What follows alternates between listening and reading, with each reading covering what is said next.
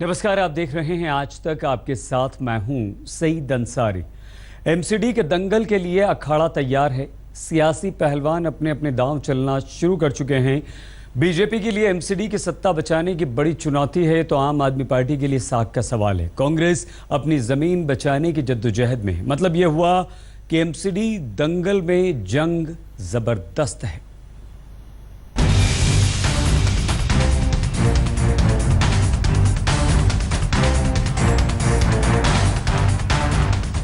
MCD चुनाव का summer शंख फूका जा चुका है।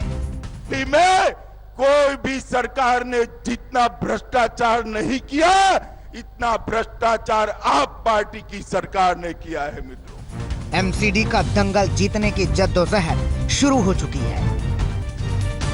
लहराने लगे हैं चुनावी ध्वज, दीवारों पर सजने लगे हैं चुनावी पोस्टर। सियासत के महारथी एमसीडी का दंगल जीत लेने के लिए जी जान लगाने लगे हैं। हर योद्धा अपनी अपनी बिसात बिछा रहा है, क्योंकि राजनीति में एक ही सत्य है, जीत किसी भी कीमत पर। कल सीएम अरविंद केजरीवाल ने बड़ा ऐलान करते हुए कहा था कि अगर निगम चुनाव में उनकी पार्टी जीतती है तो राजधानी के सभी रिहायशी घरों का हाउस टैक्स न सिर्फ माफ होगा बल्कि खत्म कर दिया जाएगा। हम ऐलान करते हैं कि दिल्ली नगर निगम के अंदर आम आदमी पार्टी की सरकार बनेगी तो नगर निगम में जो रेजिडेंशियल हाउस टैक्स है, घरों के ऊपर जो हाउस टैक्स लगता है, कॉमर्शियल और इंडस्ट्रियल नहीं, रेजिडेंशियल हाउस टैक्स खत्म कर दिया जाएगा दिल्ली में। और जो पुराना एरियर्स है रेजिडेंशियल हाउस टैक्स का, वो सारा माफ कर दिया जाएगा। केजरीवाल ने निगम के कर्मचारियों को समय पर वेतन देने का भी वादा इसी मंच से किया। 1 साल के अंदर हमें पूरी उम्मीद है कि हम दिल्ली नगर निगम को टर्न अराउंड कर लेंगे। जो आज वो घाटे में चल रहा है, दिल्ली नगर निगम 1 साल के अंदर फायदे में चलने लगेगा। हर 7 तारीख को लोगों को, कर्मचारियों को उनकी तनख्वाह उनके अकाउंट में पहुंच जाएगी। अपनी तनख्वाह लेने के लिए उन लोगों को स्ट्राइक करने की जरूरत नहीं पड़ेगी।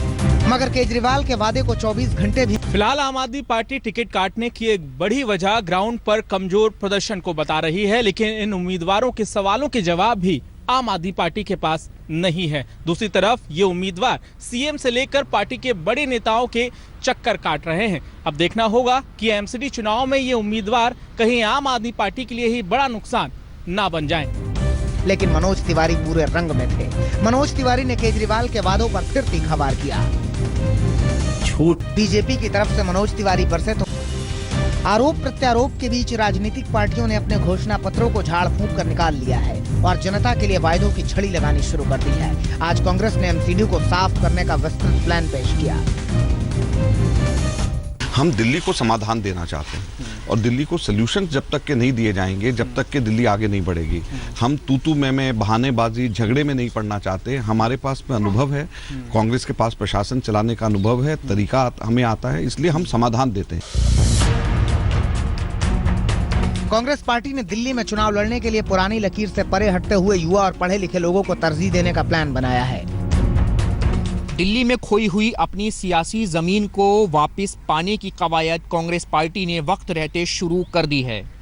जीरो लैंडफिल साइट, कूड़े के लाल हरे डिब्बे और हेल्पलाइन जैसे रोचक मुद्दों के साथ पार्टी चुनावी मैदान में जनता के सामने आई है। पार्टी को उम्मीद है कि पार्टी के इस नए रूप को जनता हाथों हाथ लेगी और चुनाव के मौके पर जनता उनसे हाथ जरूर मिलाएगी। एमसीडी का महत्व किस कदर बढ़ गया है, उसका अंदाजा आप इस बात से लगाइए कि एमसीडी के इलेक्शन में कांग्रेस के दिग्गज नेता कूद पड़े हैं। बीजेपी की तरफ से एमसीडी चुनाव की अगुवाई खुद राष्ट्रीय अध्यक्ष अमित शाह कर रहे हैं और कल तक गुजरात विधानसभा चुनाव पर नजर रखने वाले अरविंद केजरीवाल का फोकस अब दिल्ली पर है। तभी तो उन्होंने अपना गुजरात दौरा रद्द कर दिया। आम आदमी पार्टी के मुखिया और दिल्ली के मुख्यमंत्री अरविंद केजरीवाल ने गुजरात का दौरा रद्द कर दिया। आज गांधीनगर में पार्टी ने कार्यकर्ताओं की बैठक बुलाई थी, जहां अरविंद केजरीवाल को शरीक होना था। लेकिन अब ये सवाल उठ रहे हैं कि कहीं पंजाब और गोवा में मिली हार के बाद अरविंद केजरीवाल को एमसीडी में हार का डर तो नहीं सता रहा है। मतलब साफ है कि एमसीडी के चुनाव बीजेपी के लिए साख की लड़ाई तो है ही, एमसीडी में सत्ता बचाने का भी उनके सामने सवाल रहेगा। इधर केजरीवाल भी चाहेंगे कि एमसीडी का चुनाव जीतकर दिल्ली पर पूर्ण रूप से वो काबिज हों, जबकि विधानसभा चुनाव में बुरी तरह हारने के बाद कांग्रेस कम से कम दिल्ली एमसीडी में जीत दर्ज कर अपनी मौजूदगी दर्ज कराना चाहेगी। मणदीप शर्मा और शुभम गुप्ता के साथ रोहित मिश्रा, दिल्ली आज तक। एमसीडी का चुनाव सभी दलों के लिए कितना महत्वपूर्ण है, इसका अंदाजा इस बात से लगा सकते हैं कि सभी दलों के मुखिया इस चुनाव में कूद पड़े।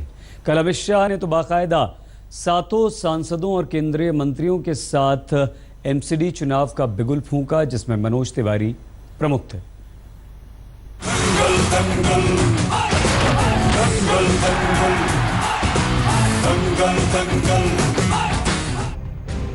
गोवा, मणिपुर, उत्तराखंड और उत्तर प्रदेश में जीत का बिगुल बजाने के बाद भारतीय जनता पार्टी की नजर अब दिल्ली में एमसीडी के दंगल पर है।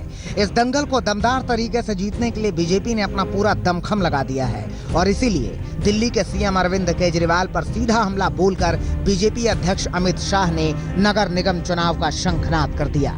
शाह ने यहां केजरीवाल पर सीधा हमला बोला। आपके 2.5 साल समाप्त हो गए हैं और आपने दिल्ली की सरकार जनता के सामने जो वादे किए थे, मैं आपका अकाउंट तो नहीं मांगता, क्योंकि हिसाब तो इससे मांगते हैं जो जिम्मेदार होता है। अपनी प्रसिद्धि के लिए दिल्ली के करदाताओं का पैसा तमिलनाडु, गुजरात, पंजाब, कलकत्ता के अंदर भी जाकर एडवर्टाइज करी, हाई कोर्ट ने फटकार लगानी पड़ी। पॉलिटेक्निक बनाने थे, कुछ नहीं हुआ। यूनिफाइड ट्रांसपोर्ट अथॉरिटी बनानी थी, कुछ नहीं हुआ। महिलाओं की सुरक्षा के लिए 3 पेज भरकर वादे किए थे, 3 लाइन भी नहीं करी आपने, 3 लाइन। सिर्फ अमित शाह ही नहीं, उनके साथ बीजेपी नेताओं ने भी केजरीवाल को आड़े हाथों लिया।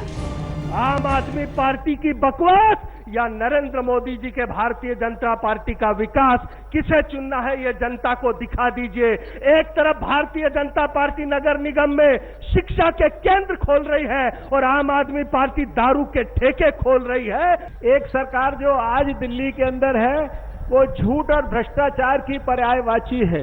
इससे पहले 15 साल जिसकी सरकार रही वो भ्रष्टाचार की पर्यायवाची थी। आज हमारे पास जनता के बीच में जाने के लिए नरेंद्र मोदी जी के गरीबों के लिए, मजदूरों के लिए, किसानों के लिए, वंचितों के लिए, उन सब लोगों के लिए जिनको कि 70 साल के अंदर इस देश के अंदर बेसिक चीजें भी नसीब में जो है नहीं मिली। ये बताना चाहता हूं सर, जिस दिल्ली में कहा गया कि दिल्ली के लोगों को पानी मिल गया, आज वो झुग्गी के लोग हर घर में यही कहना है कि हमारे घर में नल का एक पानी का नल लगा दो, हमारे घर में पानी दे दो। हम पानी के लिए 5-5 घंटा टैंकर का इंतजार करते हैं, 5-5 घंटा पानी भरते हैं सर। एक घर का 3 आदमी 5 घंटा जिस शहर में पानी भरता हो, अगर वो पानी भरने की जगह उसके घर में नल हो जाता, ये दिल्ली में बैठी हुई झूठी और प्रपंची सरकार उसको नल दे देती तो एक घर के 3 आदमी का 5 घंटा बचता, वो उतने देर में काम करता। 3 साल पूरा हो रहा है, 3 साल में एक भी सरकार के ऊपर कोई आरोप नहीं है। कांग्रेस के जमाने में सुबह, दोपहर में, शाम को नाश्ता पे, लंच पे, डिनर पे घोटाला घोटाला घोटाला घोटाला होते थे। बने रहिए हमारे साथ, 100 खबरें लेकर होते हैं हाजिर। देखते रहिए आज तक।